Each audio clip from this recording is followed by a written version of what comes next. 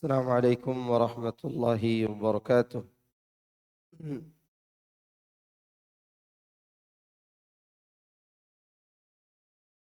إن الحمد لله نحمده ونستعينه ونستغفره ونعوذ بالله من شرور أنفسنا ومن سيئات أعمالنا.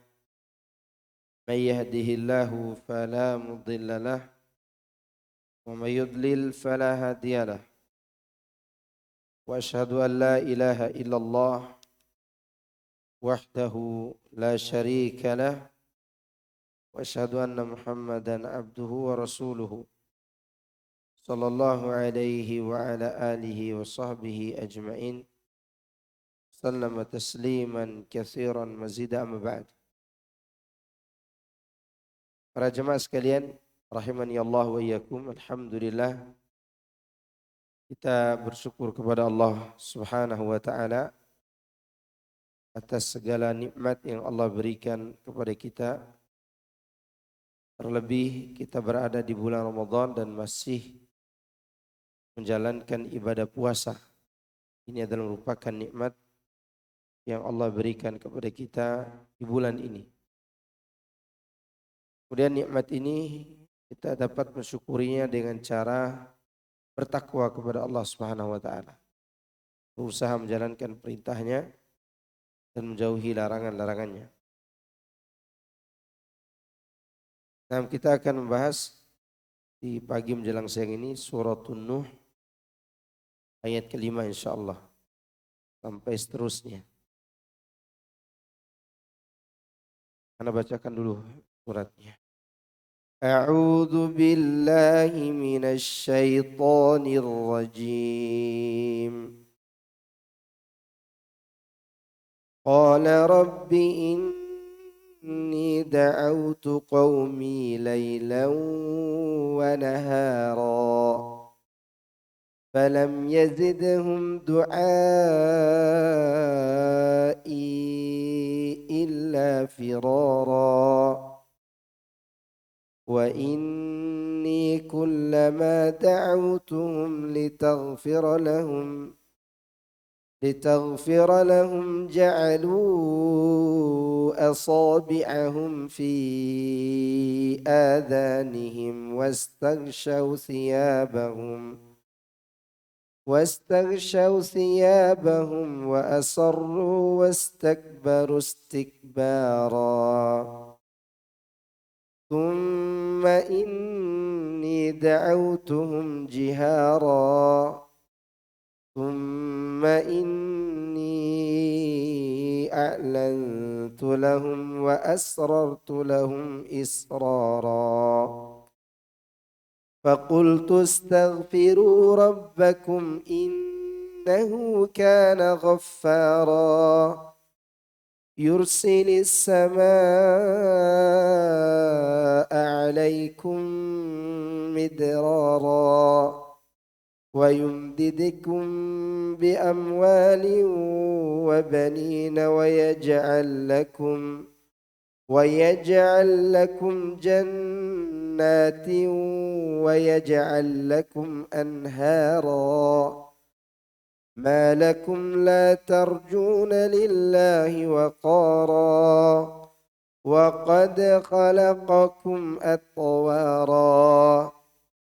ألم تروا كيف خلق الله 7 سماوات طباقا وجعل القمر فيهن نورا وجعل الشمس سراجا والله أنبتكم من الأرض نباتا ثم يعيدكم فيها ويخرجكم إخراجا والله جعل لكم الأرض بساطا لتسلكوا منها سبلا فجاجا.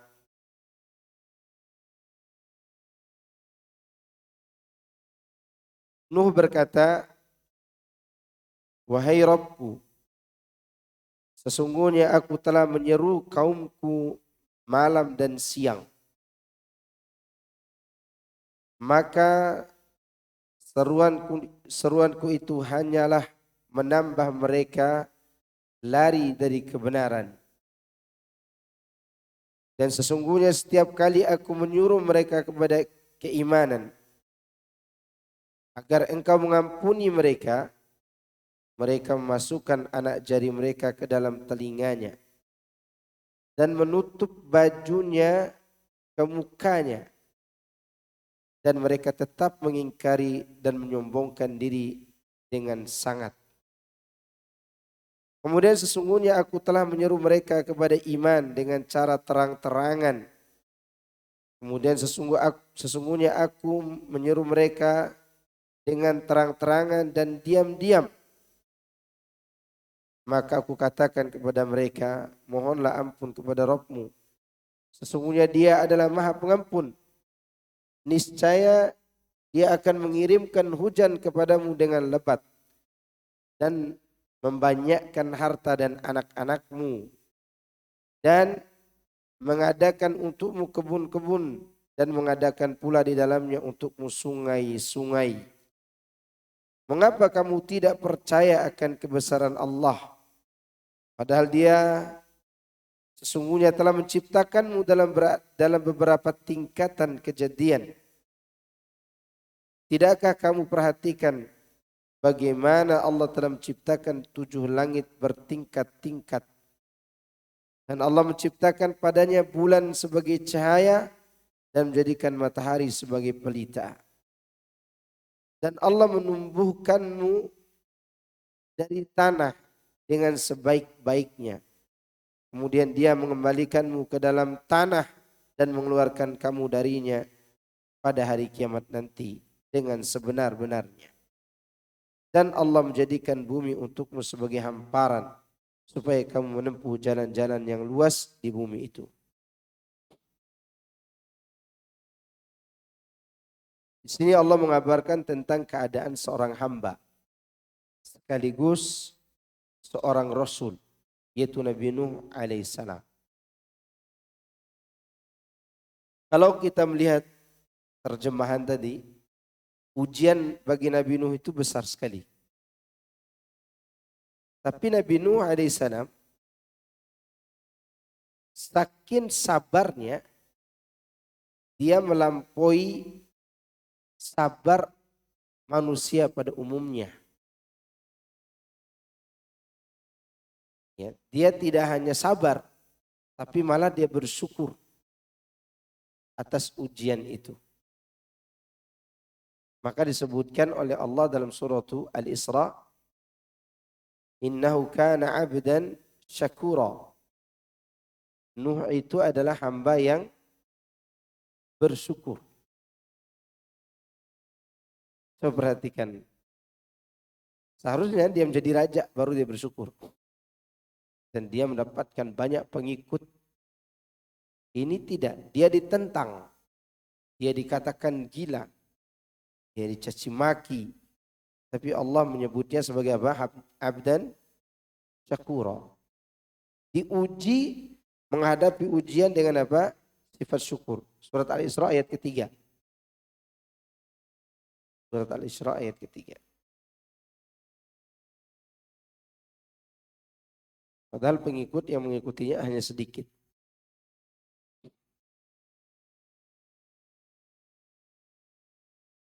Di mana beliau pernah mengadukan kepada Rabb-Nya yang maha perkasa lagi maha mulia tentang perlakuan yang tidak menyenangkan yang dia terima dari kaumnya.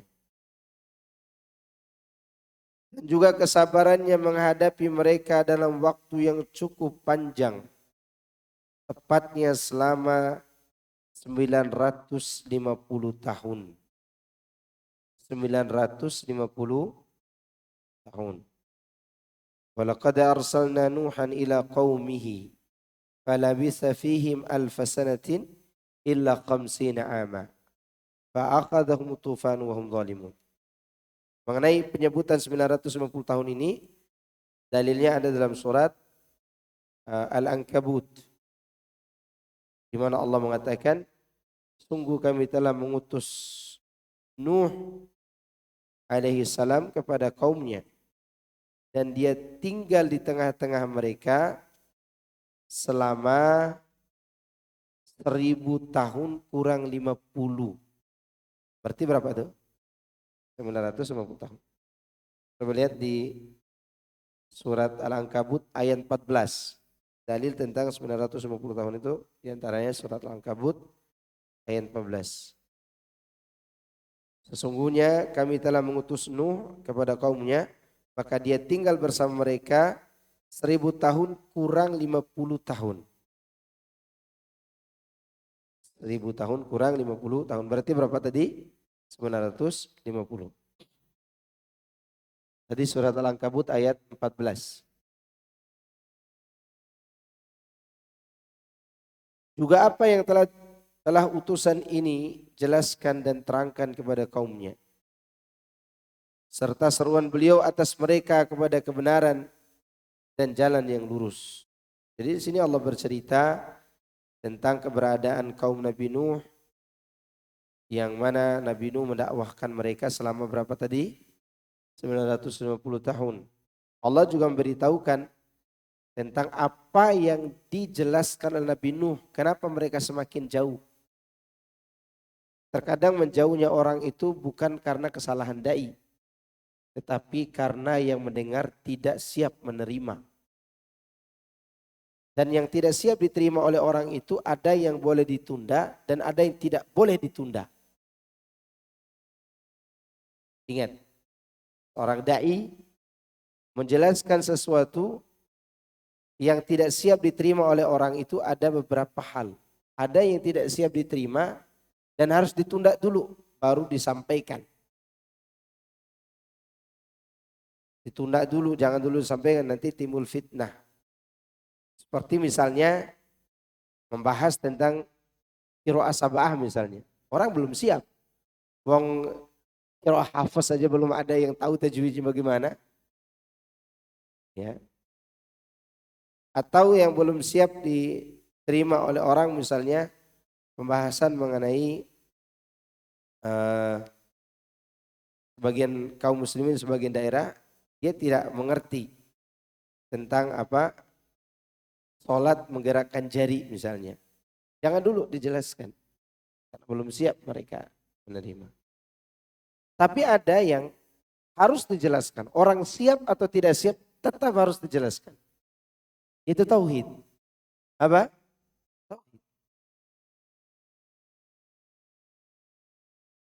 Dia tidak boleh ditunda penjelasan ini. Makanya kaum Nabi Nuh mereka tidak siap menerimanya. Dan ketika mereka lari, bukan Nabi Nuh yang salah. Tapi memang hati mereka sudah rusak. Kenapa demikian?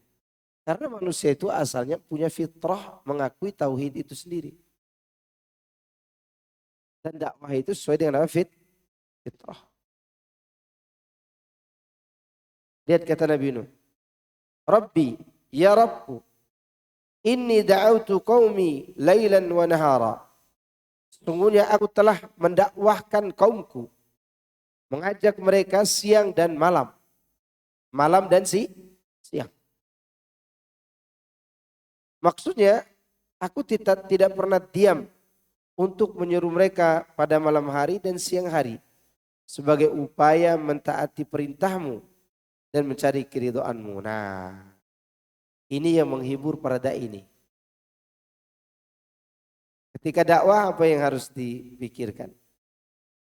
Jangan pikirkan orang itu mengikuti dulu. Tapi yang dipikirkan pertama kali adalah menjalankan perintah. Untuk mencari ridho Allah. Sehingga orang mengikuti atau tidak mengikuti, kita masih ada keuntungan yang kita dapatkan.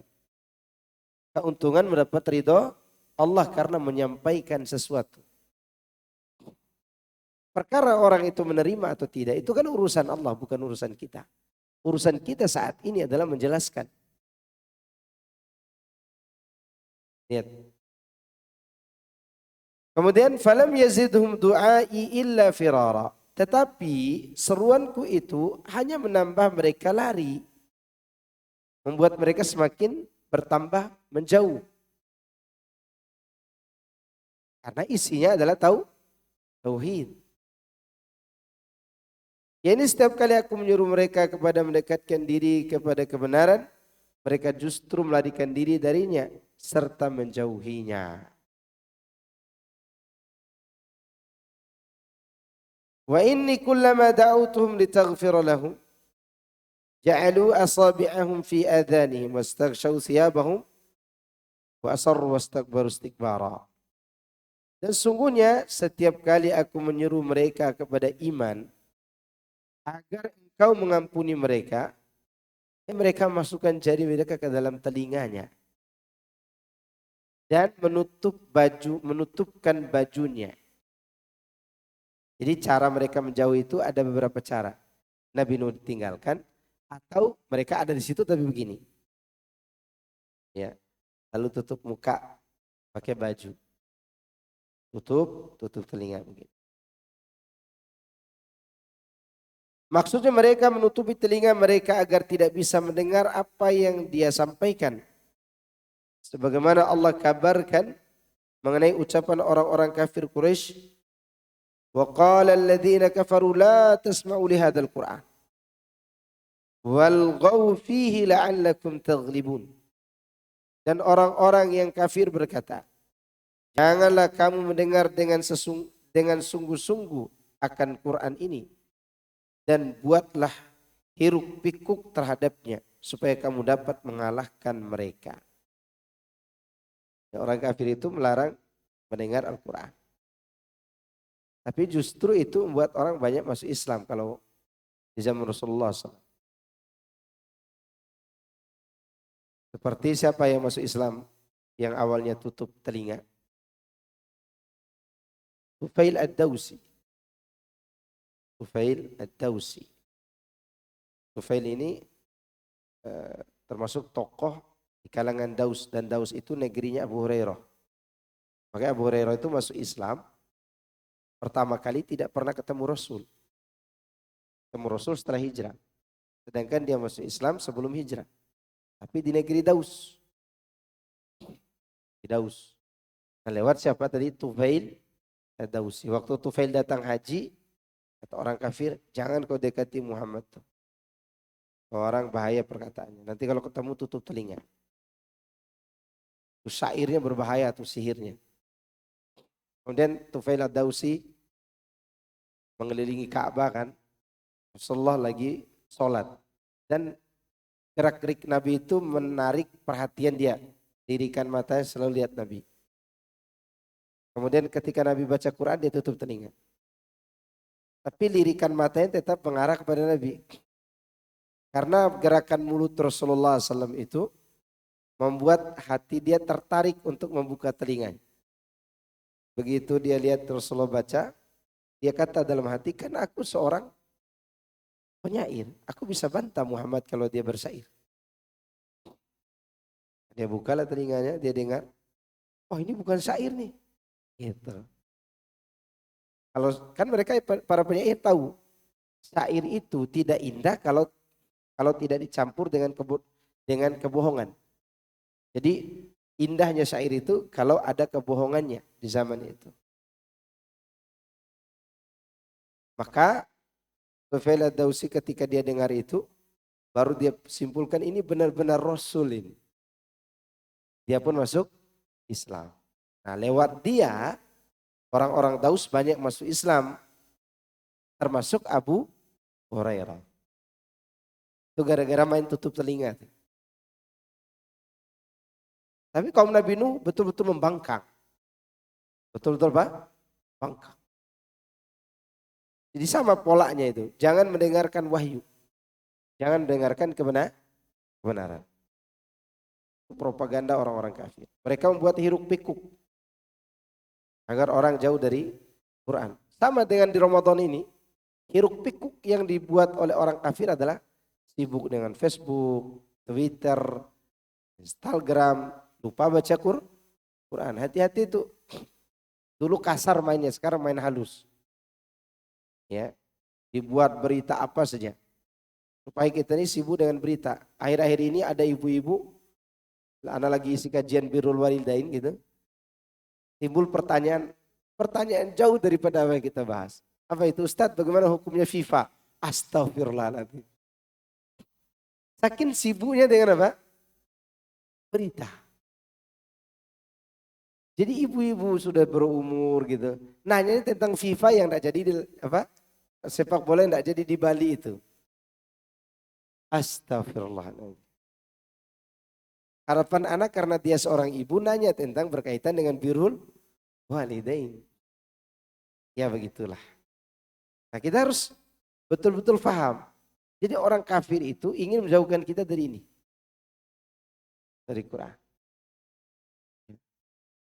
Maka tinggalkan semua berita itu. Jadi berita sengaja dibuat agar kita tinggalkan bulan ini dalam keadaan tidak beramal dengan amal yang disukai Allah.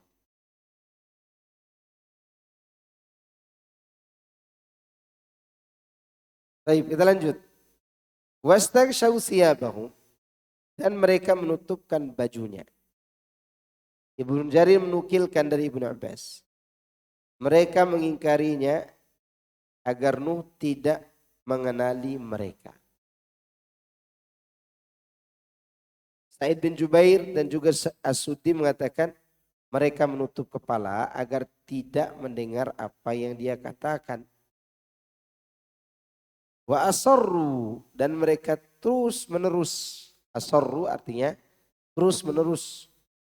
Kekeh. Gitu. Ngeyel. Arti mereka tetap saja menjalankan kemusyrikan dan kekufuran yang melampaui batas seperti yang kini mereka jalani.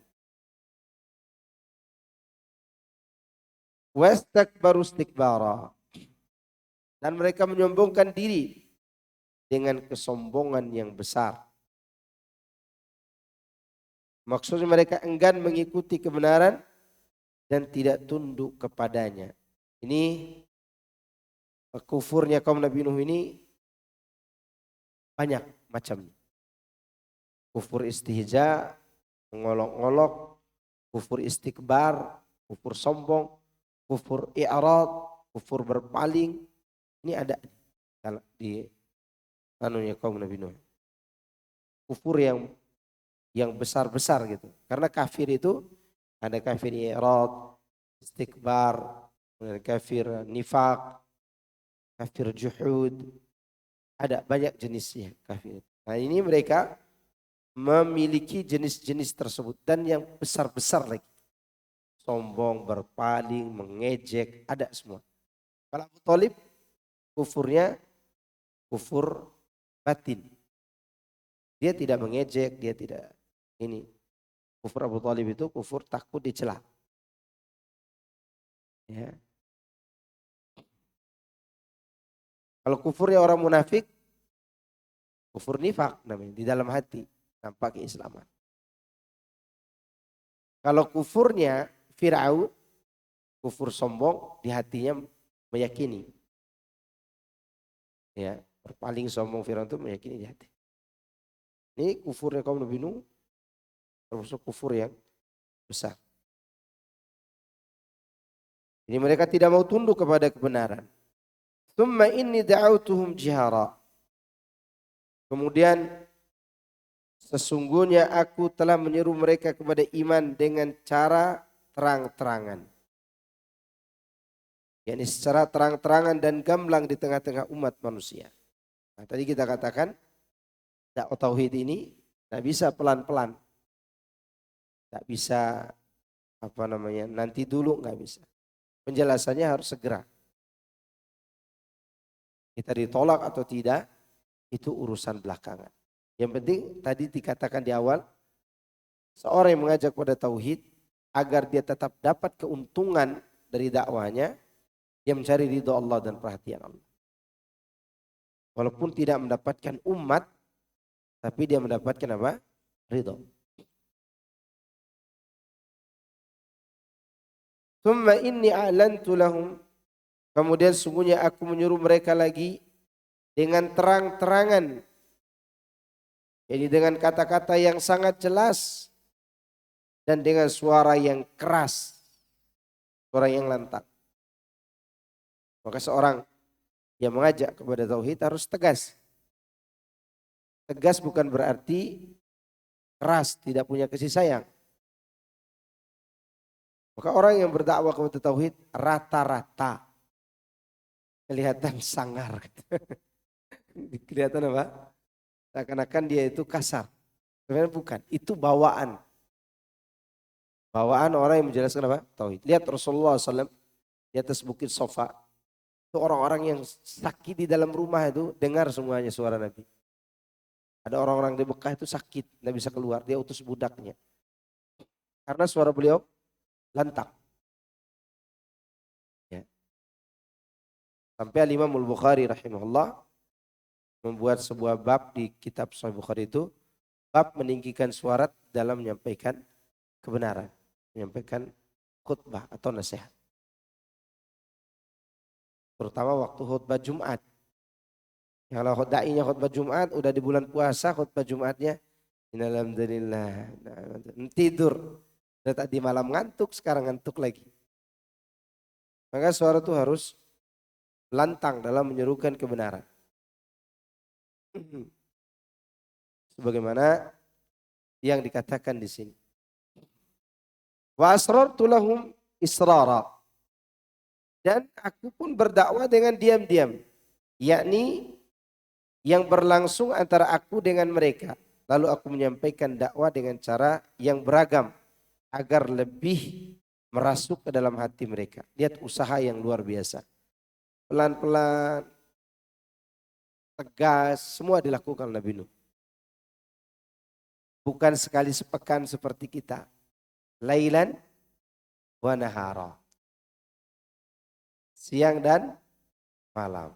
Ya, ada dai baru kajian 1 kali sebulan udah merasa banyak berdakwah. Ini Nabi Nuh lailan wa nahara. Ya. Siang dan malam. Kemudian Nabi Nuh mengatakan kepada mereka, "Faqultu astaghfiru rabbakum innahu kana ghaffara." Maka aku katakan kepada mereka, mohonlah ampun kepada Rabbmu. Sesungguhnya dia adalah Maha Pengampun. Yakni kembalilah kalian kepadanya dan tinggalkanlah apa yang selama ini kalian perbuat. Dan segeralah bertaubat kepadanya dengan segera. Sebab sesungguhnya barang siapa yang bertaubat kepadanya, pasti Allah akan menerimanya. Sebanyak apapun dosanya dan sedalam apapun kekufuran serta kemusyrikan yang dikerjakannya. Faedah yang sangat menarik dan sangat agung di sini bahwa dosa syirik kalau dibawa mati baru dia tidak diampuni oleh Allah. Innallaha la yaghfiru ayyushraka bihi itu berlaku untuk orang yang mati bawa kesyirikan dan kekufuran. Tapi sebesar apapun kekufuran orang dan sedalam apapun perbuatannya itu, tapi kalau dia meminta ampun kepada Allah, Allah akan ampuni. Allah akan ampuni. Bagaimana cara Allah ampuni? Allah akan cabut dia dari perbuatan itu. Allah pindahkan dia kepada perbuatan yang diridhoi Allah. Karena istighfar itu kekuatannya meliputi 2 perkara. Untuk menghapus dosa yang lalu dan untuk menghindarkan kita dari dosa yang sama di masa yang akan datang. Artinya dengan bertaubat dan beristighfar itu mereka akan mendapatkan ampunan Allah dari 2 sisi tadi. Sisi pertama, mereka diampuni atas kesalahannya yang lalu. Sisi yang kedua, mereka akan dihindarkan dari dosa yang sama di masa yang akan datang. Maka orang yang benar taubatnya itu biasanya dia tidak akan terjerumus kepada dosa syirik atau kufur yang selama ini yang telah dia lakukan. Karena istighfar dan taubatnya benar. Inilah kekuatan istighfar yang kita harapkan dalam kehidupan ini. Adapun efeknya misalnya diberikan kekayaan, diberikan keberkahan hidup, itu efek lain. Yang paling penting bagi kita adalah diampuni dosa dan dihindarkan dari dosa itu di masa yang akan datang.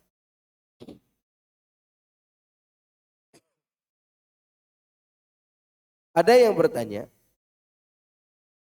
katanya beristighfar itu bisa membuat kita banyak anak atau membuat kita hidup berkecukupan. Iya, betul. Tapi kenapa saya tidak kaya-kaya? Pertanyaan adalah, apakah selama ini kebutuhan Anda tidak terpenuhi?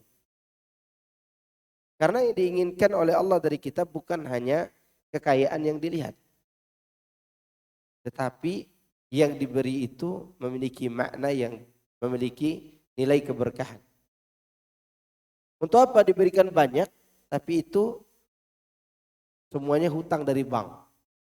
Ya kan? Banyak, tapi hutang dari bank. Ada nggak orang kayak gitu? Ada banyak, dan itu ketahuan waktu corona. Ya kan? Jadi kelihatan mobilnya 3, rumahnya besar, kemudian usahanya, asetnya banyak. Begitu pandemi baru sepekan, habis. Kenapa? Ditarik semua sama bank. Karena itu uangku hutang. Tidak berkah. Jadi keberkahan itu yang diinginkan. Keberkahan anak, keberkahan keluarga, keberkahan usaha, keberkahan harta. Itu yang kita cari. Efek daripada benarnya taubat.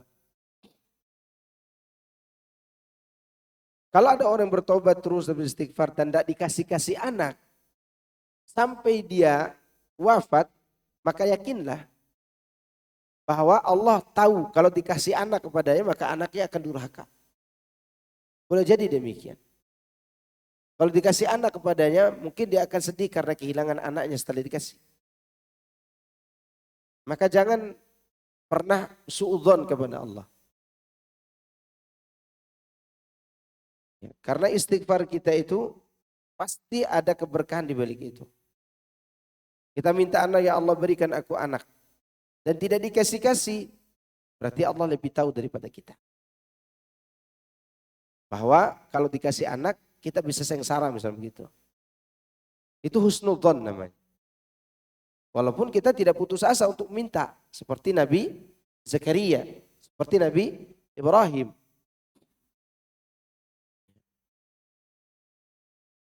Tapi tetap kita harus berusaha untuk ke arah sana. Dan terus bertaubat. Kalau tidak dikasih-kasih jangan suudzon. Jangan suudzon.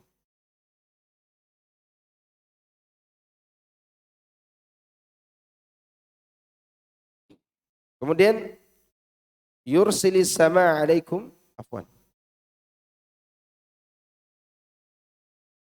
Maka itu apapun kekufuran serta kemusyrikan yang dikerjakannya, Allah akan mengampuninya. Allah berfirman setelah itu, yursilis samaa alaikum idrara. Itu ini setelah diampuni dosa. Niscaya Allah akan mengirimkan hujan. Di sini sama diartikan hujan. Ya. Hujan dengan lebat. yakni hujan yang turun terus menerus. Oleh karena itu, karena ayat ini maka disunahkan untuk membaca surat ini pada saat istisqa, meminta hujan. Ini menurut Ibnu Katsir, pada saat sholat istisqa disunahkan baca surat ini. Ya, wallahu alam, saya belum tahu ada dalilnya yang menyebutkan secara khusus. Jadi surat ini, ayat ini menyebutkan di dalamnya as-sama. Sama langit artinya, ya kan? Tapi arti asalnya adalah tinggi. Bagian tertinggi. Makanya awan itu dinamakan sama juga. Awan dinamakan apa? Sama. Tinggi. Hujan itu tidak turun dari zat langit. Ya kalau turun dari zat langit kering di jalan dong. Karena banyak yang dilewati kan. Maka turunnya dari awan. Jadi Allah akan mengirim awan-awan yang memberi hujan atas izin Allah Subhanahu wa taala. Makanya awan itu, awan yang hitam di saat kemarau dirindukan oleh bumi. Karena dia akan membawa hujan. Di sini disebutkan Allah akan terus menerus menurunkan hujan. Tapi di negeri kita ini terus menerus turun hujan. Iya enggak? Banyak orang yang kekurangan malah. Oleh daerah-daerah saat ini, daerah timur, daerah Kalimantan, Sulawesi. Hujan deras terus banjir. Rumah terbawa, tanaman diambil. Itu menunjukkan bukan sekedar turun hujan ayat ini, bukan. Sekedar turun hujan. Tapi hujan yang membawa keberkahan. Hujan yang membawa kebaikan. Karena Rasulullah SAW pernah ditanya tentang musim kemarau. Atau beliau pernah berkata kepada para sahabat tentang musim kemarau. Ya, para sahabat mengatakan kemarau itu kalau tidak turun hujan. Kata Nabi tidak. Kemarau yang diantara musim kemarau itu kata Nabi, tumtoruna wa tumtoruna falam tambutu alaikum. Kalian terus diguyur hujan, tapi tidak ada tanaman yang bermanfaat yang bisa kalian panen. Kejadian nggak di negeri kita? Jadi hujan terus bukan hanya menghabiskan tanaman, tapi menghancurkan dinding bukit, kemudian terjadi longsor dan seterusnya. Itu kemarau kata Nabi. Apa? Kemarau. Kalau hujan di Bogor terus, Bogor ini hitam awannya, yang takut siapa? Orang Jakarta. Ya enggak? Seharusnya hujan itu membuat bumi gembira. Tapi manusia di sebagian daerah takut. Kalau bumi di Bogor ini hitam. Kenapa? Dia siap mengirimkan banjir. Melalui apa? Sungai. Ya, kalau dikirim lewat JNE tidak cukup.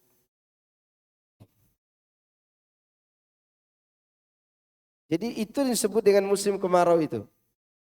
Hujan yang terus mengguyur kita malah menjauhkan kita dari tanaman yang diberkahi. Berarti apa yang dimaksud yursil sama di sini? Yaitu hujan yang membawa keberkahan. Maka kalau lagi turun hujan, apa yang kita baca? Sayyib, Allahumma sayyiban nafi'an. Atau mutirna bifadlillahi wa rahmatihi. Kita diberi hujan melalui karunia Allah dan rahmatnya. Ya. Kalau hujan itu dianggap membahaya, artinya kita khawatir menimpa kita terlalu deras, bacanya Allahumma hawalaina wala alaina, Allahumma alal akami wal audiyah. Dan seterusnya. Ya Allah, turunkan hujan ini sekitar kami, jangan di atas kami. Dan turunkanlah di lembah-lembah dan bukit-bukit. Di tempat yang ada tanamannya. Dan tidak boleh berdoa agar tidak turun hujan. Tidak boleh. Tidak boleh. Karena sepenting apapun kita mengadakan acara nikah, maka di sana masih banyak orang yang punya kepentingan daripada hujan itu. Ya enggak? Misal di Bogor ini, acara nikah ada di Taman Yasmin. Sekitar sini banyak kebun singkong yang butuh hujan. Karena pengen nikah, ya Allah jangan turunkan hujan. Gimana dengan petani nasibnya? Ya. Kalaupun turun hujan, minta Allahumma sayyiban nafi'an. Dan hujan yang turun pada saat pernikahan itu bermanfaat. Kenapa? Karena pengantinnya bisa cepat pulang.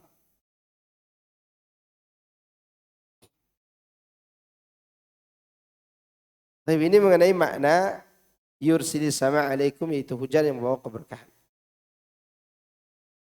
Berarti keberkahan hujan yang turun itu mengikuti keberkahan apa? Keberkahan bertaubat kepada Allah dan istighfar.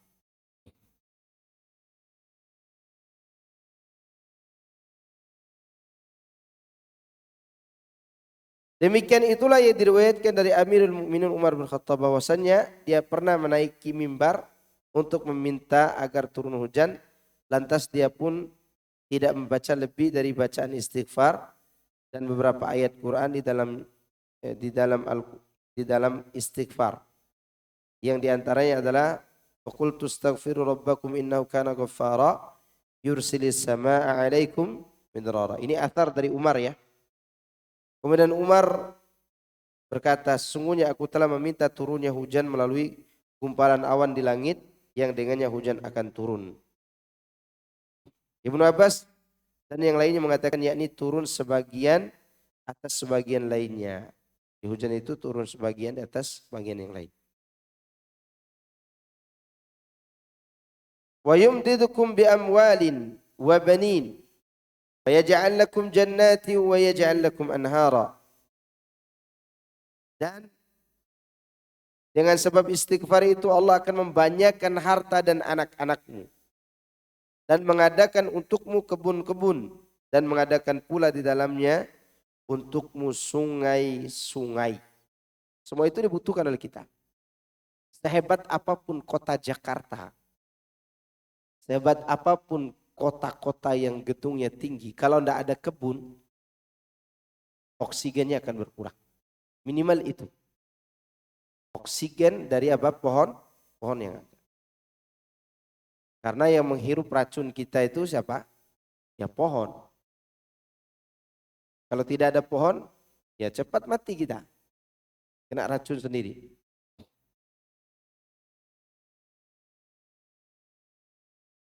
Di sini Allah menjanjikan dibuatkan anak yang banyak, akan diberikan anak harta yang banyak dan juga anak dan keturunan yang banyak.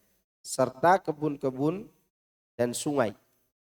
Maksudnya jikalau kalian mau bertobat kepada Allah dan memohon ampunannya serta mentaatinya, pasti dia akan memperbanyak rezeki untuk kalian. Serta mencurahkan hujan kepada kalian dari langit dan menumbuhkan tumbuhan-tumbuhan dari bumi. Juga menumbuhkan berbagai macam tanaman untuk kalian. Melipat gandakan susu ternak. Dan melipat gandakan, melimpahkan harta dan juga anak. Ingat, harta anak itu tidak jauh dari air. Tidak jauh dari apa? Air. Ya enggak? Harta anak tidak jauh dari apa? Air tubuh. Manusia terbuat dari apa? Air. Dan air itu juga terbuat dari air. Dari mana kita dapat air untuk menghasilkan anak? Ya dari saripati makanan dan minuman kita. Yang Allah ciptakan dalam diri kita. Makanya ada orang tidak punya anak. Ya, tidak punya anak. Ini pengalaman ya, siapa tahu yang mau coba silakan coba. Atau yang udah lama tidak punya anak lagi. Ada seorang 10 tahun udah punya anak. Datang ke temannya, dan ini kejadian nyata dan teman itu adalah ikhwan kita. Dikerjain sama temannya, mau punya anak ente? Mau, ente naik kelapa itu. Naik kelapa tapi turunnya jangan dibuang kelapanya, tapi bawa pakai mulut. Maksudnya itu bukan syarat, hanya dikerjain saja. Dikerjain. Turun pakai mulut, bawa pakai mulut tuh. Kemudian dibelah kelapanya, dikasih garam dikit, dia makan. Itu selama dia konsumsi setiap mau berhubungan dengan istrinya sepekan dia konsumsi kelapa dan airnya itu baru dia berhubungan. Terus setelah itu dia punya anak. Sekarang kalau salah anaknya udah lebih dari 5 kok. Karena waktu itu udah tahun 2010, 2012 ya. Itu udah 3 anak. 3 atau 4. Dan dia senang sekali punya anak. Dari mana datangnya? Air juga. Ya enggak? Oleh karena itu, yang paling kita butuhkan untuk hidup ini apa? Air.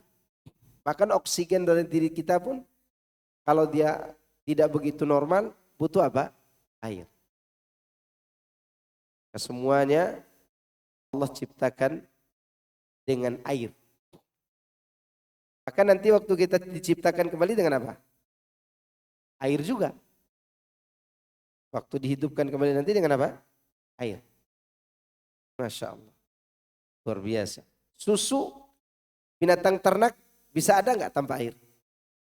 Nggak bisa. Lihat kisah Nabi Ismail dan ibunya Hajar. Kering kan air susunya? Apa yang dicari oleh ibunya? Air. Ketemu air kan baru ada air susunya. Makanya ibu hamil dan menyusui di bulan Ramadan, kalau khawatir kering susunya, dia dianjurkan apa? Berbuka. Untuk menyelamatkan bayinya. Untuk menyelamatkan apa? Bayinya.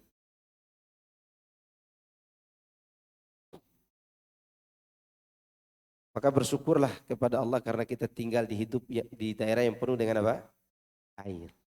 Makanya kita banyak anak. Artinya dia akan berikan kalian harta kekayaan dan juga anak serta memberikan kalian kebun-kebun yang di dalamnya terdapat berbagai buah-buahan. Dialiri pula sungai-sungai yang mengalir di sela-selanya. Yang demikian itu merupakan wujud dakwah dengan targhib, yakni memberikan dorongan. Ini dakwah dengan tabsyir namanya. Memberi kabar gembira. Kalau kalian begini, ini nih yang kalian dapatkan. Gitu. Namanya memberi kabar gembira. Motivasi. Kemudian Nuh alaihissalam berpaling dari cara itu. Menyeru mereka dengan tarhib, yakni memberi rasa takut. Tadi diberi motivasi. Jika kalian bertauhid, jika kalian meminta ampun, kalian akan mendapatkan keberkahan dari langit melalui air hujan. Kemudian banyak harta, banyak anak, kebun-kebun di mana-mana, air mengalir di tengah-tengah kebun itu. Itu namanya apa? Motivasi. Kemudian setelah itu Nabi Nuh menggunakan terhib. Terhib itu memberi rasa takut, ancaman. Kata beliau, "Ma lakum la tarjuna lillahi waqara." Mengapa kamu tidak percaya akan kebesaran Rabbmu? Sebagian ulama menafsirkan, malakum la tarjun, artinya kenapa kalian tidak takut kepada Allah? Kenapa kalian tidak takut kepada Allah Subhanahu wa taala? Tidak takut kepada kebesarannya. Maksudnya keagungan Allah. Demikianlah yang dikemukakan oleh Ibnu Abbas. Qad khalaqakum atwara. Padahal dia sesungguhnya telah menciptakan kamu dalam beberapa tahapan. Kan Allah menciptakan kita dengan tahapan. Semua anak cucu Adam, selain Adam dan Hawa, semuanya diciptakan dengan tahapan. Dengan apa? Tahapan. Kalau Nabi Adam langsung diciptakan dengan tahapan juga. Tetapi tidak seperti kita. Nabi Adam dibuatkan dari tanah. Kemudian Hawa dari tulang rusuk. Nah kita tahapannya adalah air mani bercampur dengan air mani wanita dalam set telurnya. Kemudian air mani ini berkembang selama 40 hari. Berubah menjadi segumpal darah. Alaqah. Alaqah itu dia darah yang menempel di dinding rahim. Namanya alaqah. Alaqah itu nempel artinya. Dan ia berkembang tidak dalam satu keadaan, terus berkembang sampai 40 hari baru berubah menjadi segumpal daging. Kemudian 40 hari berkembang dia segumpal daging ini baru ditiupkan ruh. Itu baru ditiupkan ruh. Belum ada tulang. Belum ada apa? Tulang. Tapi udah hidup. Segumpal daging. Udah hidup. Ada ruhnya. Maka berkembanglah setelah itu. Di saat itu manusia itu dicatat apa? Rezekinya. Kemudian ajal. Ingat. Rezeki, ajal. Amal. Wa ajalihi. Wa amalihi. Wa syakiyun. Wa sa'idun. Nasib. Namanya nasib. Bahagia atau sengsara. Baru berkembang.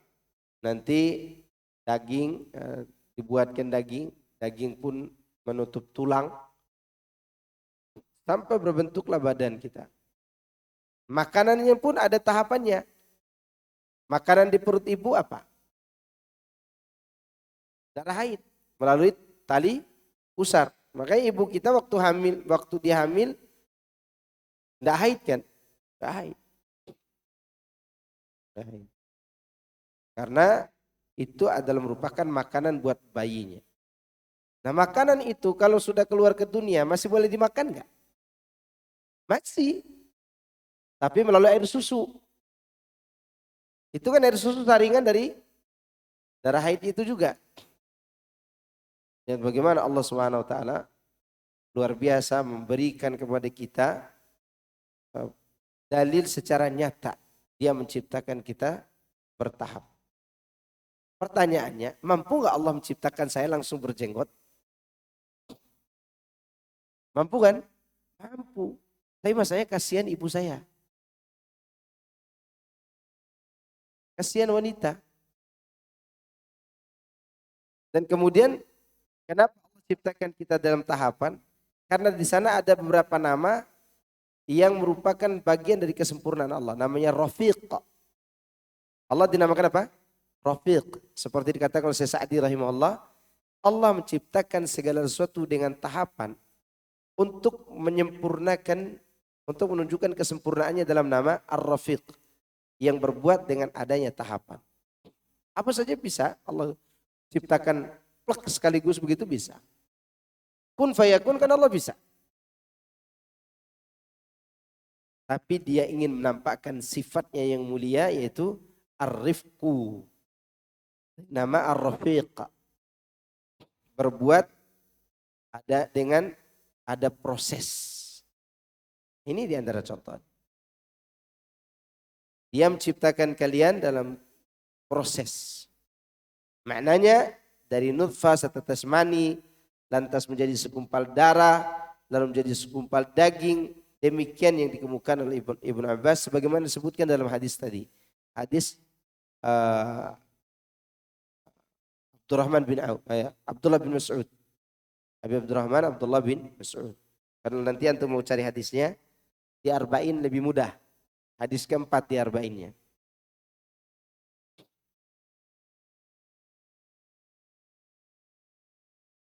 Alam tarau kaifa khalaqallahu sab'a samawatin tibaqa. Tidakkah kamu perhatikan bagaimana Allah menciptakan 7 langit bertingkat-tingkat? Nah, pertanyaan saya, kan langit itu bertingkat-tingkat tuh. Begini. Nah, apakah tingkatannya ada ruang di antara tingkatan itu atau nempel? Ya enggak? Kalau ini kan bisa dinamakan tingkatan-tingkatan. Apakah dia seperti ini atau begini? Ada ruang. Antara ini dan ini ada ruang. Jawabannya, iya, itu pendapat yang rajih. Ada beberapa versi pendapat para ulama tentang itu, yaitu ada yang mengatakan dia seperti ini lapisnya. Dilapis. Mungkin bayangannya seperti kue lapis talas mungkin ya. Lapis yang menempel. Tapi lapisannya seperti ini. Ini yang roji. Ada jarak antara keduanya. Coba lihat di sini. Yakni satu tingkat di atas satu tingkat lainnya. Bahkan bukan hanya bertingkat. Tapi satu langit dengan langit berikutnya besarnya berbeda. Berbeda-beda. Dan lebih besar lagi arsy Allah Azza wa Jalla. Dan itu membuktikan bahwa yang di atas tidak selalu harus kecil daripada yang di bawah. Sekarang tiang ini, mana lebih besar? Tanah apa tiang? Tanah. Lebih besar tanah. Ya enggak? Tapi ada yang di atas, seperti Anda di atas kursi. Besar mana? Kursi apa Anda? Ya kursi. Ya kalau Anda duduk dengan kursi segini tidak enak. Ini kursi. Kursi harus lebih besar dari Anda. Tapi ada makhluk yang di bawahnya lebih kecil daripada yang di atas. Langit bisa dan bumi. Butuhkah bumi langit kepada bumi? Tak butuh dia. Dia besar kan? langit itu. Dan besarnya langit tidak butuh kepada bumi. Maka ini membantah orang-orang yang mengatakan kalau kita katakan Allah beristiwa di atas arsy, berarti kursi lebih besar daripada Allah. Dia bayangkan Allah itu seperti kita duduk di atas kursi. Wong langit saja arsy. Yang di atas langit itu ada arsy. Ada air. Di atas air ada arsy. Arsy Allah itu kan di atas air. Kalau kita pergi ke laut, baru kita berada di atas kapal kalau lautnya lebih besar dari kapal. Ya kalau airnya segini, kapalnya segini gimana bisa berlayar? Itu dunia yang bisa kita khayalkan. Sekarang arsy Allah di atas air. Dan arsy itu lebih besar dari air. Gimana antum memikirkannya? Nggak bisa. Kalau antum pikirkan pulang dari sini jalan mundur. Gila. Itu nggak bisa kita pikirkan. Lalu bagaimana dengan agungnya dan besarnya Allah yang ingin kita hilangkan istiwanya di atas arsy karena kita bayangkan sama seperti ini. Dikatakan berarti kursi lebih besar dari Allah. Kan Anda yang mengatakan dalam surat walam yakul lahu kufuwan ahad. Kalau kita begini cara duduk, berarti Allah beda dengan kita dong. Kalau kita harus besar kursi daripada Allah, daripada apa? Daripada kita, maka Allah lebih besar daripada kursi dan arsy-Nya. Kalau kita duduk di atas kursi, karena butuh kepada kursi, berdasarkan walam yakul lahu kufuwan ahad, berarti Allah tidak butuh kepada kursi. Karena kita butuh, kan mau dibedakan kita dengan Allah nih. Berarti Allah tidak butuh. Ta'ala Allahi amma yaqulun. Maha tinggi Allah daripada apa yang mereka katakan. Wa amma yasifun, atau apa yang mereka sifatkan. Nah itu aja bisa jadi contoh tuh. Langit yang atas lebih besar daripada yang bawah. Dan dia tidak butuh kepada yang bawah. Tidak usah dikhayalkan, imani saja. Jadi dia itu sifatnya diambil kabar, taruh di hati, jangan dihayalkan. Kalau antum hayalkan, bahaya, jalan mundur pulang. Nah, ini langit itu, tobaqa, tibaqa, bertingkat-tingkat. Khalaqallahu sab'a samawatin tibaqa. Wa ja'ala al-qamara fihinna nura, wa ja'ala asy-syamsa siraja. Allah telah menciptakan 7 lapis langit bertingkat-tingkat. Dan Allah menciptakan padanya bulan sebagai cahaya. Nura. Nura. Nura itu cahaya yang kalau dipandang tidak membahayakan mata. Coba anda melihat bulan. Bahaya enggak bulan? Enggak. Wasyamsa siraja, dan matahari sebagai pelita atau diaan. Maknanya diaan itu sinar. Siraja bersinar. Diaan bersinar. Coba untuk pandang matahari. Bahaya enggak? Bahaya. Karena dia berdia. Ya. Ini perbedaan antara matahari dan bulan. Bulan itu cahayanya tidak membahayakan mata kalau dipandang. Matahari cahaya tapi sangat dibutuhkan. Kalau dipandang terus ya berbahaya. Tapi dia lebih banyak dibutuhkan daripada apa? Daripada rembulan. Makanya bulan itu muncul secara sempurna di hari-hari tertentu saja kan. Malam purnama. Ya, malam purnama.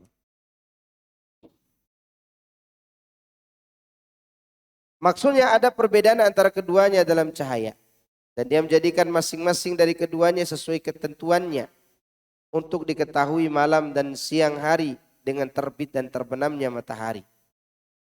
Dan dia juga menetapkan bagi bulan manzilah, garis edar. Dan bintang yang keduanya mempunyai perbedaan cahaya. Terkadang cahayanya bertambah sampai puncaknya. Itu bulan purnama. Kemudian kemudian mulai surut kembali hingga ia tidak tampak. ini untuk menunjukkan perjalanan bulan dan tahun. Sebagaimana Allah berfirman, "Walladzi ja'ala asy-syamsa diya'an wal qamara nura wa qaddarahu manazila lita'lamu 'adada as-sinina wal hisab. Ma khalaqallahu dzalika illa bil haqq. Nufassilul ayati liqaumin ya'lamun."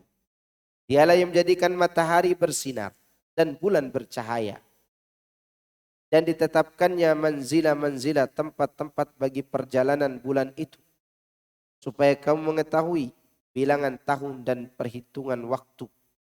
Allah tidak menciptakan yang demikian itu melainkan dengan kebenaran. Dia menjelaskan tanda-tanda kebesarannya kepada orang-orang yang mengetahui. Subhanallah. Coba antum lihat bulan tuh. Bulan. Cahaya yang hilang itu bukan bulannya ya. Cahayanya. Bulan tetap segini. Ya enggak? Tapi begitu dia masuk pada jalan tertentu, akan terhalangi cahayanya. Jalan tertentu terhalangi cahaya. Kan begitu. Sabit. Terus sampai pertengahan bulan, jadilah dia purnama. Ya. Sampai akhir rembulan itu hilang lagi. Nanti muncul lagi di awal bulan yang baru. Dengan bulan sabit. Matahari setiap hari ada. Setiap hari ada. Dan dia berjalan dari timur ke barat. Dari timur ke barat. Dan nanti akan terbit dari mana? Dari barat. Berapa lama dia terbit dari barat? Sehari. Itu pun kembali terbenam ke barat lagi. Untuk bertanda hari kiamat. Jangan antum kira, sekarang matahari udah terbit dari sana. Bang besok dia terbit lagi di sini kok. Itu tidak ada kaitannya dengan tanda dekatnya hari kiamat yang itu. Kan dari kapan pun matahari itu kan begitu dengan geser. Itu menunjukkan dia yang bergerak. Atas izin Allah Azza wa Jalla. Nah nanti di akhir zaman, dia akan datang ke barat. Untuk terbit dari barat. Setelah itu terbenam kemana? Barat lagi. Di saat itu orang beriman semua. Begitu terbenam di barat lagi, besoknya di timur lagi terbitnya, kafir lagi. Di saat itulah orang berzina di jalan-jalan. Satu laki-laki dikerumuni 50 wanita. Maka ibu-ibu yang masih punya suami sekarang bersyukurlah kepada Allah. Laki-laki berkurang nih. Nanti di akhir zaman saking tidak ada laki-laki, satu laki-laki berzina dengan 50 wanita. Dan zinanya itu bukan di dalam begini, dalam rumah. Di jalan-jalan. Da'inya, itu da'i sama-sama rusaknya. Da'inya mengatakan, udah jangan zina di sini, di sana aja tuh. Jadi tetap disuruh zina, tapi di sana, jangan di sini. Terus rusak-rusak manusia. Itu menunjukkan bahwa ini makhluk Allah dua ini, dia berjalan sesuai dengan jalan yang Allah aturkan buatnya. Dan sebagai tanda kebesaran Allah subhanahu wa ta'ala. Wallahu ambatakum minal ardi nabata. Dan Allah menumbuhkanmu dari tanah dengan sebaik-baiknya. Ini merupakan isim masdar. Dan menggunakannya di sini tentu lebih baik. Ya. Nabata, ambatakum nabata. Nabata itu isim masdar yang artinya untuk menambah makna. Ini diterjemahkan sebenar-benarnya, sebaik-baiknya, itu maksudnya. Tsumma yu'idukum fiha, kemudian dia mengembalikan kamu ke dalam tanah. Yani jika kalian telah meninggal, dikuburkan di mana? Di dalam tanah. Maka di antara hikmah kenapa Nabi Isa itu turun kembali ke bumi. Selain membunuh babi, selain yang lainnya, agar kembali ke tanah dulu. Manusia sehebat apapun kedudukannya, dia tetap akan kembali ke tanah dulu. Wafatnya dikembalikan ke tanah.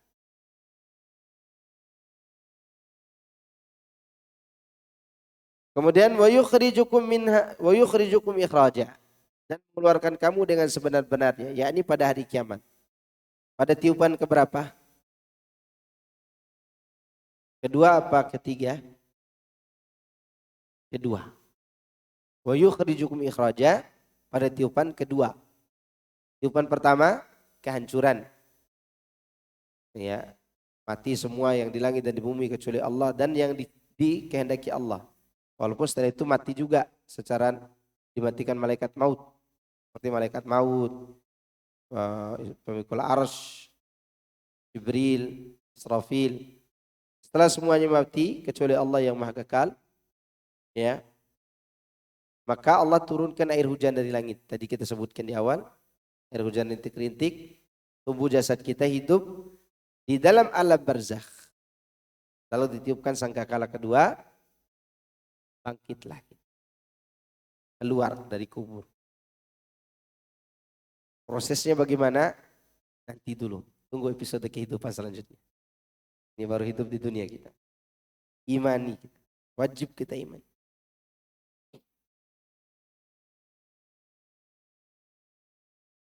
Dan akan mengembalikan kalian sebagaimana dia menciptakan kalian pertama kali. Tentu pengembalian lebih mudah daripada kemudahan menciptakan.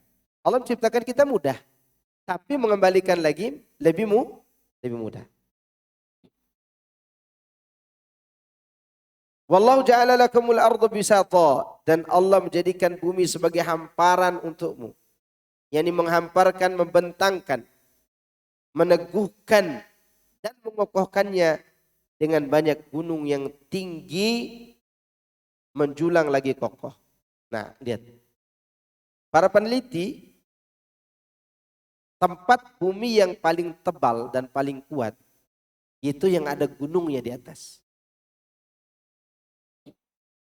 Perlu kita ingat ya, waktu Allah menciptakan bumi rata, itu belum ada gunungnya. Belum apa? Ada gunung. Baru setelah itu diisi dengan gunung. Karena gunung fungsinya untuk apa? Untuk mengalirkan air hujan dari atas ke bawah.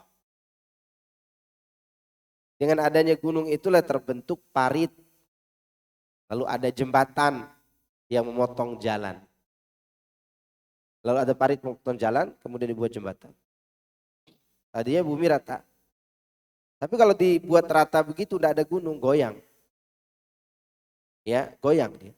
Kita akan jalan goyang. Ya.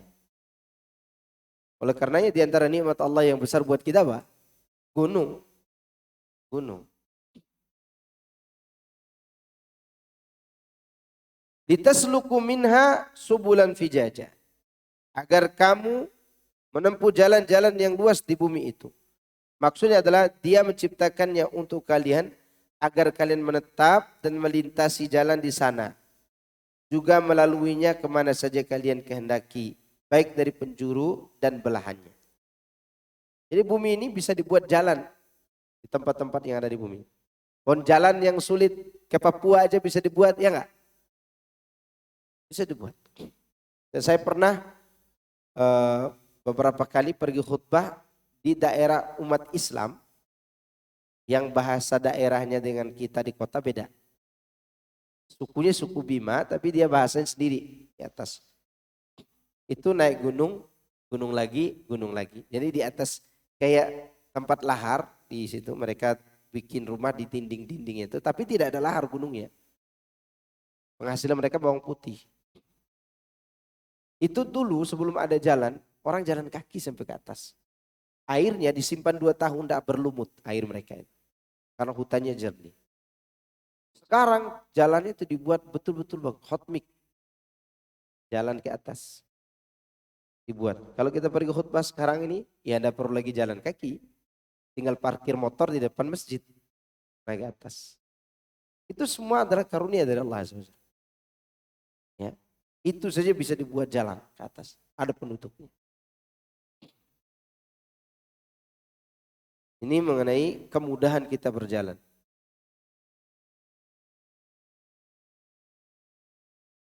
Semua itu merupakan rangkaian peringatan Nabi Nuh kepada kaumnya terkait kekuasaan serta keagungan Allah dalam menciptakan langit dan bumi serta nikmat-nikmat yang diberikan atas mereka, di mana Dia memberikan berbagai macam manfaat langit dan bumi bagi mereka. Dengan demikian Dia adalah Sang Pencipta lagi pemberi rezeki yang menjadikan langit dunia sebagai atap dan bumi sebagai hamparan. Dia juga meluaskan rezeki bagi makhluk-makhluknya. Dia adalah Rabb yang wajib kita ibadahi, diesakan, serta tidak boleh disekutukan dengan suatu apapun. Sungguh tidak ada sesuatu pun yang dapat membandinginya dan tidak juga menyamainya. Dialah Rabb yang tidak beristri dan tidak beranak, tidak memiliki wakil, tidak memiliki penasehat, tetapi Dia adalah Rabb yang maha tinggi lagi maha besar. Jadi tujuan Nabi Nuh menjelaskan semua itu karena mereka semua yakin ini langit 7 lapis diciptakan oleh Allah. Bumi yang hampar dan luas ini Allah juga. Kok ujuk-ujuk menyembah kepada selain Allah? Itu yang dimaksud. Kalau kalian yakin Allah pencipta segala sesuatu memberi rezeki kepada kalian, maka yang disembah hanyalah Allah. Ini ada yang menarik nih buat kita pahami. Ketika Allah turunkan air hujan di tengah-tengah orang yang bertobat dan istighfar, apa yang didapat? Keberkahan dari dunia kita.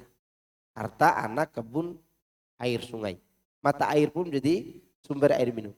Ketika Allah turunkan hujan di tengah-tengah orang durhaka, maka hujan itu jadi bencana. Mata airnya menjadi banjir.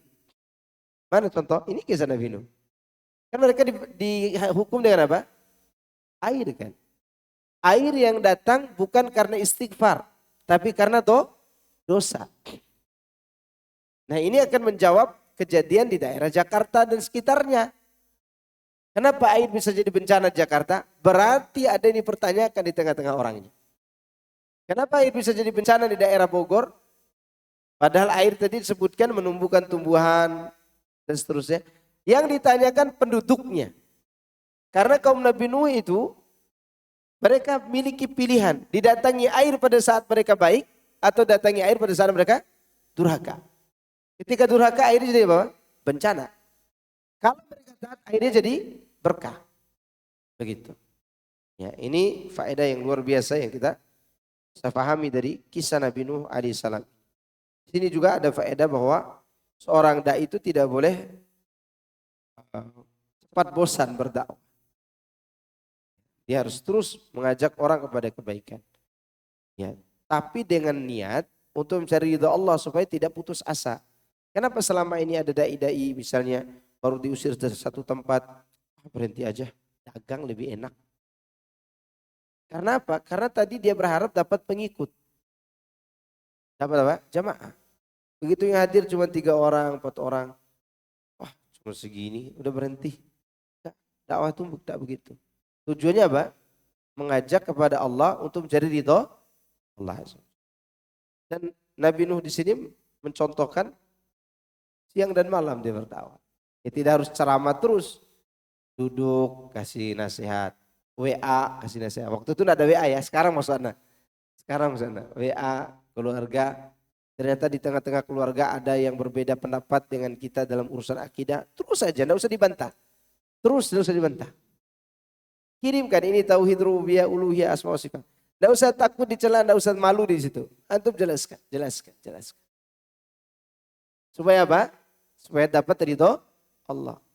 Kalau kita mengharap mereka menerima secara sekaligus, berhenti kita berdakwah. Jangan putus asa. Taib, saya kira itu. Semoga ini bermanfaat bagi anak dan antum semuanya. Semoga Allah berikan kita umur untuk membahas lanjut surat-surat berikutnya di bulan-bulan yang akan datang insya Allah. Karena ini hari terakhir kita untuk kajian sebelum liburan. Ya liburan sekolah anak-anak.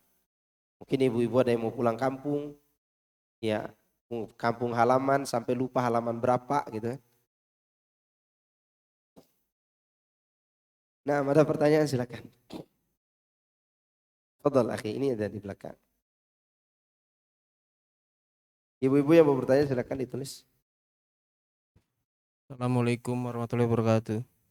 Waalaikumsalam warahmatullahi wabarakatuh. Untuk proses tahapan kejadian manusia juga dijelaskan oleh Nabi Nuh ya. Jadi berarti yang disebutkan di Quran juga dulu sudah dijelaskan juga ya Iya, nabi-nabi dulu. Nabi Muhammad pun demikian. Semua nabi menjelaskan.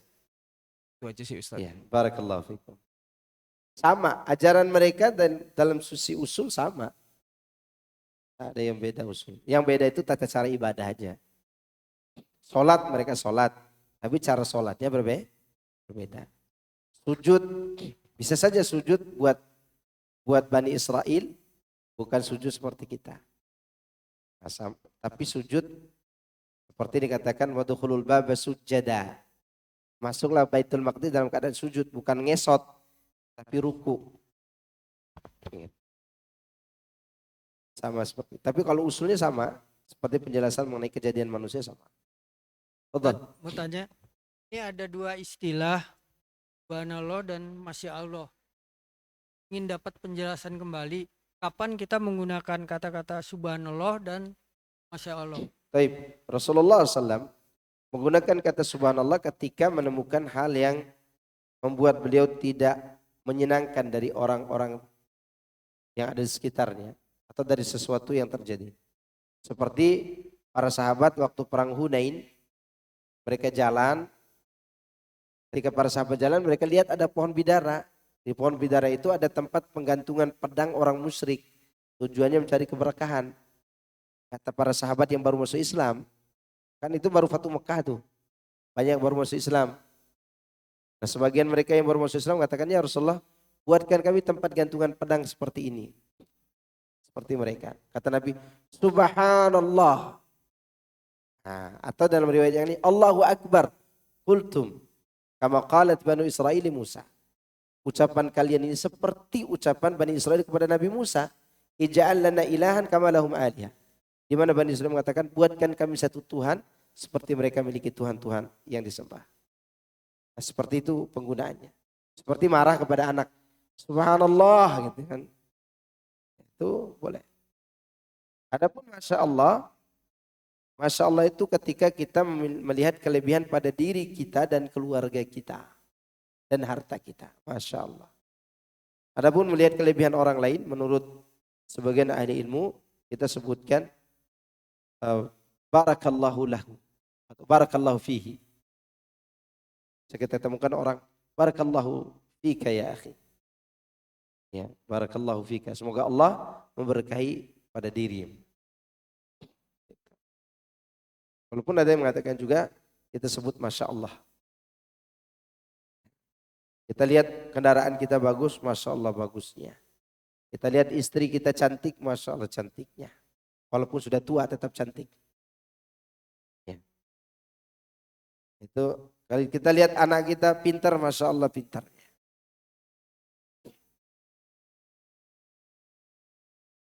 Assalamualaikum Ustadz, mau bertanya. Tadi Ustadz katakan bahwa dengan istighfar dosa-dosa akan diampuni. Apakah di padang mahsyar dosa kita akan tetap diperlihatkan oleh Allah dan apakah tetap akan dihisap? Tapi tergantung kedudukan kita. Ada 3 kedudukan orang-orang yang akan dihisap dari kalangan kaum muslimin. Dan itu disebutkan dalam surat Fatir. Tsumma awrasnal kitaba alladzina istafaina min ibadina. Wa minhum zalimun li nafsihi wa minhum muqtasid wa minhum sabiqun bil khairati biidznillah. Dia surat Fatir ayat 32. Ya, Allah membagi orang-orang yang dihisap. Kemudian kami wariskan kitab itu kepada orang yang kami pilih dari hamba-hamba kami. Di antara mereka ada yang menzalimi diri sendiri. Ini yang dihisap, yang nantinya ditanya dari mana hartamu, kemana kau belanjakan, umurmu kau habiskan untuk apa, ilmumu kau amalkan atau tidak. Ini pertanyaan buat yang ini. Hisap. Pertanyaan seperti ini nanti akan memberatkan dia. Kecuali dia dapat syafaat. Kemudian wa minhum muqtasid. Kemudian di antaranya ada yang muqtasid. Muqtasid ini golongan yang menerima kitab dengan tangan kanan. Nah ini yang hanya ditampakkan dosa. Mungkin seperti itu ditanyakan. Jadi dosanya ditampakkan. Ini namanya hisaban yasirah. Hisab yang mudah. Hisab mudah itu hanya disuruh mengaku. Afalta dzamba kadza wa kadza. Benar gak kau lakukan dosa ini dan itu? Abu Hurairah yang menyampaikan hadis itu, yang mensyarah hadis itu, beliau katakan seorang hamba yang muktasid ini, ketika dia lihat-lihat lembaran dosanya, semua dosa dari atas ke bawah. Setelah dia mengira diri akan dilemparkan ke neraka, tiba-tiba Allah mengatakan, laqad ghafartuha lakal yaum. Laqad satartuha 'alaika fid dunya wa ghafartuha lakal yaum. Dulu di dunia aku tutup dosamu. Sekarang aku ampuni. Dulu aku tutup, aku rahasiakan. Dalam catatan Allah masih ada, dosa kita itu masih ada. Tapi dirahasiakan, tidak dikasih tahu ke orang-orang. Hari ini aku ampuni. Dan itu pun proses hisabnya, selain dia disuruh mengakui dosa, hisabnya tertutup. Ini golongan muktasid. Nah, ada yang tidak dihisab sama sekali. Ada yang tidak dihisab sama sekali dan tidak dimasukkan ke neraka sama sekali. Yaitu selanjutnya wasabikum wa minhum sabikum bil khairati biiznillah. Dan di antara mereka ada orang yang bersemangat melakukan kebaikan ya dengan izin Allah. Lebih dahulu artinya mereka melakukan kewajiban, sunnah, menjauhkan yang haram, menjauhkan yang makruh, menjauhkan hal-hal yang yang sia-sia. Ini sifat mereka. Selain yang dirinci dalam hadis-hadis itu. Kemudian yang kedua ini muktasid yang dihisab dengan mudah tadi. Mereka rajin menjaga kewajiban, tapi terkadang yang sunnah bolong-bolong. Banyak yang sunnah yang diabaikan. Golongan kedua tadi muktasid yang dihisab dengan mudah itu. Yang haram mereka berusaha jauhi, walaupun tetap ada dosa-dosanya, tapi mereka tetap meminta ampun kepada Allah. Dan kadang mereka jatuh pada hal yang makruh. Dan mereka muktasid namanya. Kalau yang kedua maka tetap dinampakkan dosa. Tapi yang ketiga yang sabiqum bil khairat tidak. Tidak dinampakkan dosanya. Ya, jumlah mereka disebutkan dalam hadis berapa ribu? 70.000. Kalau maknanya adalah angka, maka sedikit. Tapi kalau maknanya adalah masih menunjukkan banyak, maka kita punya harapan untuk ke arah sana. Kata Sesa'di dalam kitabnya Al-Iman wa Usuluhu, dia katakan orang yang tidak dihisab, tidak diadab itu tadi saya sebutkan, mereka rajin melakukan kewajiban, rajin melaksanakan yang sunnah, meninggalkan yang haram, meninggalkan makruh, dan meninggalkan hal-hal mubah yang melalaikan. Jadi tentu bukan perkara mudah ini. Bukan perkara mudah. Perkara yang sangat luar biasa sulitnya. Tapi kalau dilakukan, insya Allah dapat pahala. Tidak dihisab dan tidak diadab. Tadi kata tarhib, memberi rasa takut. Bagaimana dengan maksud kata tarhib Ramadan? Ia memberikan ancaman bagi mereka yang meninggalkan puasa. Seperti hadis Nabi SAW waktu itu tidur, datang dua orang malaikat memegang pundak beliau, bagian ini, kemudian dibawa ke gunung yang terjal tinggi. Kemudian Rasulullah naik ke atas, tiba-tiba mendengar teriakan yang sangat mengerikan, diberitahu oleh malaikat itu di rintihan penduduk neraka. Lalu beliau berada satu kaum yang sedang diadab, yang mana urat besar di balik tumitnya dicongkel, digantung ke atas, digantung, dicongkel, mulutnya berdarah, robek, dan mengeluarkan darah. Nah ini namanya tarhib. Tarhib Ramadan itu mengancam orang yang meninggalkan puasa Ramadan. Sama seperti juga kata Nabi, rubba shaim hadduhu min siyamil ju' wal atash. Banyak orang berpuasa hanya dapat lapar dan dahaga. Ini juga tarhib namanya. Ancaman bagi mereka berpuasa yang tidak meninggalkan dosa dan perkataan dusta. Itu dia tarhib itu. Ayah mertua saya sakit dan tidak dapat berpuasa karena sudah tua dan seperti sudah tidak bisa mengkodok puasa, dan saya ingin tahu persyaratan membayar fidyah untuk beliau, dan apakah pelaksanaan pembayar fidyah harus di tempat tinggal mertua di Jawa atau bisa dilaksanakan di Bogor. Kalau di sana sulit untuk dilakukan, maka bayarkan di sini. Tapi kalau bisa Di sana dimudahkan. Kirim duit. Kirim 450 duit lewat itu. Suruh abang-abang di sana beli nasi padang yang 15.000. Jangan makan di tempat, dibungkus supaya banyak. Karena kalau bungkus sedikit, banyak. 450.000 cukup. Sekali bayar fidyah. Sebisa mungkin bayarnya di bulan Ramadan. Bisa mungkin dibayar kapan?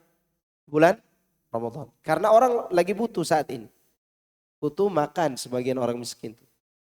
Dan diberikan kepada orang miskin. Syaratnya, tuanya sudah menjadi syarat dia bayar fidyah. Boleh bayar fidyah, tuanya yang tidak mampu itu sudah cukup. Baru disebutkan bagaimana cara bayar fidyahnya, boleh setiap hari, sebisa mungkin di bulan Ramadan, dan boleh sekaligus. Kalau dibeli nasi padang yang 15.000 banyak tuh. Sekali makan. Kalau dimasak lebih murah lagi. Ya, dibuatkan yang enak buat orang-orang miskin. Kalau di sana tidak ada yang bisa bayarin dan sulit, maka bayarkan di Bogor. Niatkan untuk mertua. Jelas?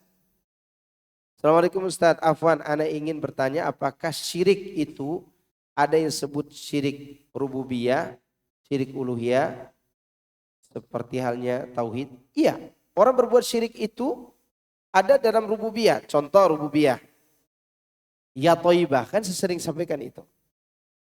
Ya Toibah itu, nyanyian itu ada syirik rububiyah. Ini parah, lebih parah dari Abu Jahal. Lebih parah dari syirik siapa? Abu Jahal. Abu Jahal itu syirik dalam uluhiyah, tapi rububiyah dia tidak. Abu Jahal, Abu Lahab dan teman-temannya mengakui Allah memberi rezeki. Tapi si penyanyi ini yang memiliki rezeki ya Ali bin Abi Thalib. Dalam nyanyian ya Thaibah. Tapi masih terdengar tuh di masjid-masjid. Ya Thaibah. Parahnya lagi nunggu buka lagi. Ya Ali nyanyian itu. Ya Ali ya bin Abi Thalib. Ya Ali ya wa bin Abi Thalib indakum masdarul mawahib. Kan itu isinya. Wahai Ali anak Abu Thalib, di sisi engkau sumber karunia. Syirik rububiyah. Ya. Demikian juga syirik uluhiyah saya kira sudah paham. Syirik dalam ibadah kalau uluhiyah. Mohon juga penjelasan tentang munafik i'tiqadi. Munafik i'tiqadi itu munafik besar. Itu seorang pura-pura menampakkan keislaman tapi dia menyembunyikan kebencian dan kekufuran kepada Islam. Itu namanya nifaq i'tiqadi. Seperti yang dimiliki oleh Jaddu bin Qais dan kawan-kawannya dan Abdullah bin Ubay bin Salul. Mohon juga kalau Nabi Adam dan Hawa ada mengalami masa kanak-kanak atau tidak? Tidak. Ya, yang masa kanak-kanak belum, masa kanak-kanaknya saya tidak pernah baca. Tidak pernah baca tentang itu. Yang ada adalah Nabi Adam diciptakan pasangan dari tulang rusuknya. Dan Nabi Adam, wallahu alam, tidak ada masa kanak-kanaknya. Langsung diciptakan oleh Allah dengan kedua tangannya. Betul. Tanya Pak Ustadz.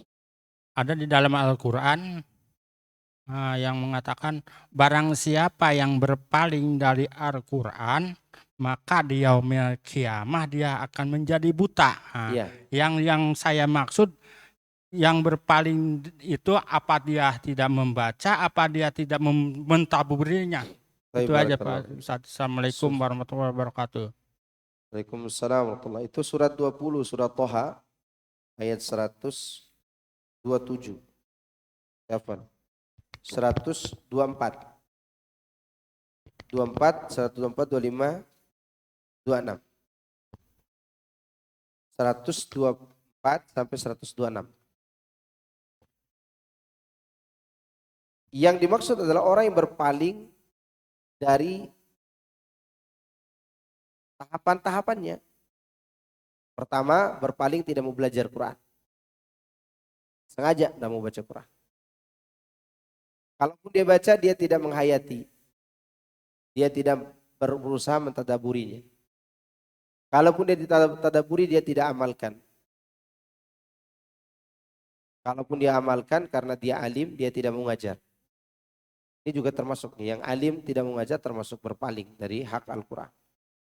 Bagi kita yang awam berusaha untuk tiga-tiganya. Belajar, tadabur, termasuk yang kita lakukan tadabur namanya. Ini tadabur Quran namanya. Jadi tadabur itu tidak semua yang kita baca harus tadabur. Yang mampu kita tadabur, kita tadabur. Ya. Kemudian kalau sudah tadabur, kita berusaha untuk mengamalkannya. Semampu yang kita lakukan. Quran itu begitu dibaca, dia baru di bibir. Begitu ditadaburi, dia baru di pemahaman. Begitu diamalkan, dia jadi karakter kita. Itu disebut dengan faqih. Disebut dengan apa? Faqih. Faqih ketika yang kita baca, kita pahami jadi karakter. Misalnya, Allah katakan, ya ayyuhalladzina amanu kutiba alaikumusiyam. Begitu datang Ramadan, siam itu tidak jadi beban, jadi kebutuhan. Kenapa? Dia jadi karakter kita selama ini. Dirindukan amal itu, itulah karakter. Pisah darinya, terasa berat. Itu namanya apa? Karakter. Salat misalnya. Warka'u ma'arraki'in kata Allah. Ruku'lah bersama orang ruku'. Berarti salat berjemaah bagi laki-laki. Begitu sekalinya kita bangun kesiangan jam 7. Aduh, kenapa saya tidak dibangunkan? Ya Kak? Pernah gak ngalami kayak gitu? Itu tidak dibuat-buat. Itu karakter yang hilang. Salat subuh berjamaah. Yang mana kita fahami salat itu wajib bagi laki. Ketika dibaca, baru di bibir. Ketika ditadaburi, baru di pemahaman. Ketika sudah diamalkan, itulah karakter. Karakter itu disebut dengan yufaqihu fiddin. Orang yang diberikan kefakihan dalam agama. Tapi kalau ditinggalkan, masuk dalam ayat tadi. Wa man a'rada an dzikri fa inna lahu ma'isyatan dhanka. Barang saya, fadhal. Musabaqatul Quran tidak masalah bagi para ulama. Bagaimana dengan niatnya? Dan itu pernah ditanya kepada Syekh Ibrahim Ar-Ruhaili. Ya, niat mereka kita tidak tahu. Siapa tahu dia niatnya untuk memperkuat hafalan. Tapi dipicu oleh perlombaan. Perlombaan dalam Islam yang menghasilkan kemajuan agama itu dibolehkan. Seperti memanah, berkuda, berenang. Untuk apa tuh? Untuk jihad. Dan bahkan boleh mengambil hadiah. Itu perlombaan yang mutlak boleh mengambil hadiah. Tapi yang dikhilafkan adalah bagaimana kalau kita taruhan? Itu dikhilafkan. Khilaf loh. Bukan masalah terlarang taruhan. Judi yang dikhilafkan. Judi dalam urusan apa? Perlombaan ini. Berkuda, memanah, dan berenang. Kemudian sebagian ahli ilmu memasukkan hafal hadis dan hafal Quran. Kita sama saya dengan Pak Asroni. Pak Asroni kita lomba fana yuk. Taruhan. Antum 1 juta, saya 1 juta. Sebagian ulama membolehkan. Tapi mazhab Syafi'i membolehkannya dengan satu syarat. Ada muhillil, ada orang ketiga yang ikut lomba itu. Saya dengan Pak Asroni masing-masing 1 juta. Datang antum, orang ketiga enggak taruhan. Tapi antum ikut, kalau antum menang, antum dapat 2 juta tadi. Kalau anak menang, anak dapat. Kalau Pak Asroni menang, dia dapat. Tapi pemicu dan pemotivasinya apa? Melatih berjihad. Seperti itu juga melomba Al-Quran. Dan bahkan Syekh Sulaiman Ar-Ruhaili, ya beliau merojikan pendapat ini. Boleh taruhan berdua tanpa mengikuti mazhab Syafi'i tadi. Tapi kalau mau selamat, cari orang ketiga.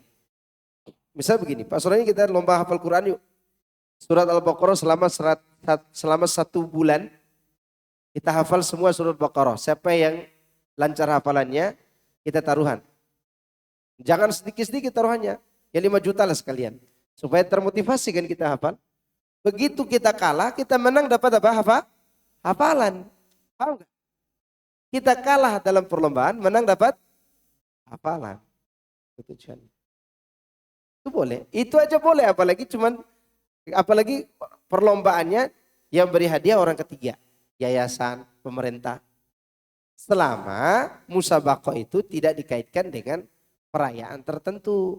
Jatuhnya apa? Merayakan bid'ah jadinya. Misalnya ini anak-anak hafidz Quran nih, kita buat sebuah hadiah buat mereka. Kalian bikin lomba, ini hadiah. Boleh. Tidak masalah. Boleh, tidak masalah. Bagaimana dengan niatnya? Jangan korek-korek niat orang. Karena itu hak mutlak Allah Azza wa Jalla. Itu yang dikatakan oleh Syekh Ibrahim Ar-Ruhaili waktu di Malang dulu tahun 2008 atau 2009 awal. Ditanya tentang itu, hukum musabaqatul Quran. Kemudian beliau katakan boleh. Kemudian ditanya lagi bagaimana dengan niatnya? Kata beliau, asyaqaqta qalbah? Apa kamu sudah membelah dada mereka? Ah, itu sudah selesai. Cukup ya? Subhanakallahumma wa bihamdika asyhadu an la ilaha illa anta astaghfiruka wa atubu ilaik. Wassalamualaikum warahmatullahi wabarakatuh.